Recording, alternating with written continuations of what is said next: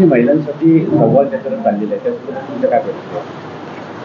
खरं म्हणजे तर महिलांचे ज्या अडीअडचणी असतात ते शेवटी एक महिलाकडेच बोलू शकते. दादा जरी सातत्याने फिरत असतात तरी कसं होतं, महिला त्यांच्या ज्या अडीअडचणी आहेत ते दादांपर्यंत बोलू नाही शकत. कारण का कधी एक महिलेला जर असं वाटतं की मी कसं बोलू, पुरुष मंडळी समोर आहेत, तर तीच अडीअडचण महिलांची जाणून घ्यायला म्हणून मी ही माझी यात्रा चालू केली आहे. वाडीपर्यंत पोहोचायचा माझा प्रयत्न आहे आणि हे करत असताना मला खूप चांगला प्रतिसाद मिळतो. महिलांच्या ज्या काय अडीअडचणी आहेत ते मला तातडीने तिकडच्या तिकडे सोडवता येतात आणि जे दादांपर्यंत विषय पोहोचले नाहीयेत ते योगेश दादांपर्यंत पोहोचवून त्याचं जे काय निवारण आहे ते लगेच काढता येतंय. आणि खरं तर मला असा प्रश्न पडलाय की जिकडे जाते सगळे म्हणतात वहिनी पहिल्यांदा कुठल्या आमदाराची बायको ही आमच्यापर्यंत पोहोचली आहे, तर गेल्या 25 वर्षात किंवा गेल्या 30 वर्षात हे का नाही झालं ह्याचा मला प्रश्न पडलाय.